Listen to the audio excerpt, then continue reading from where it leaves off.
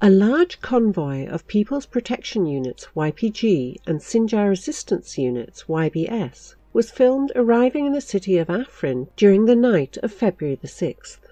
The convoy reportedly consisted of over 100 vehicles, including buses. According to various sources, the total number of YPG-YBS fighters in the convoy was between 1,500 and 5,000. Most likely the real number is about 2,000. This force will definitely participate in the ongoing clashes between the YPG and the Turkish Armed Forces, TAF. Reports say that the convoy had reached Afrin from the Kurdish-held area in northeastern Syria and northwestern Iraq through the government-held area east of Aleppo, and link this development with the Russian Su-25 shootdown, which took place in the province of Idlib on February the 3rd. According to this version, the YPG, the YBS, and other Kurdish-dominated militias prepared these reinforcements some time ago, but were able to reach an agreement with the Syrian Arab Army, SAA, to reach Afrin only recently. The appearance and the usage of man-portable air defense systems, MANPADS, by the so-called moderate opposition, promoted and backed by the Turkish leadership, triggered the decision to allow the Kurdish reinforcements to Afrin. While Turkish media and officials continue to blame the Syrian-Iranian-Russian alliance for the ongoing operation against Hayat Tahrir al-Sham, formerly Jabhat al-Nusra, the Syrian branch of al-Qaeda, the TAF had done almost nothing to combat the terrorist group, despite the deployment of its forces near the areas it held.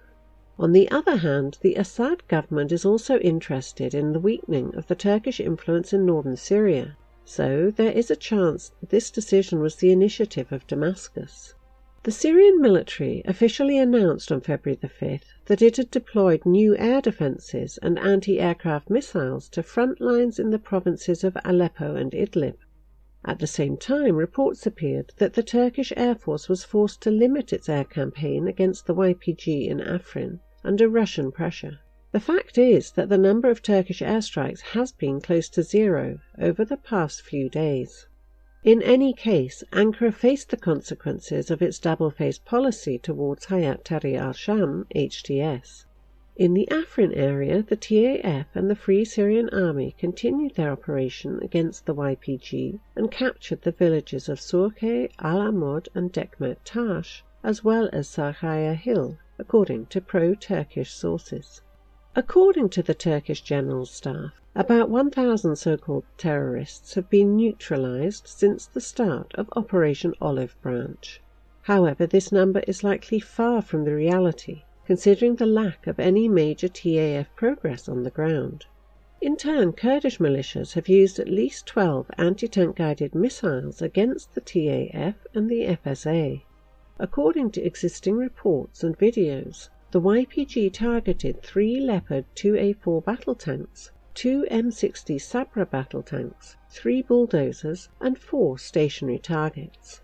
On February the 5th, the TAF launched another attempt to establish an observation post in the militant-held town of Al-Is, and even launched construction works there. The country's General Staff even said that its forces had started reconnaissance for 2 additional observation points. Later on the same day, reports appeared that the TAF and pro-government forces engaged each other in an artillery duel there. A Turkish service member was reportedly killed. On February the 6th, the TAF claimed that one of its service members was killed, 6 were injured, and a civilian worker also injured in a terrorist rocket attack on its observation post.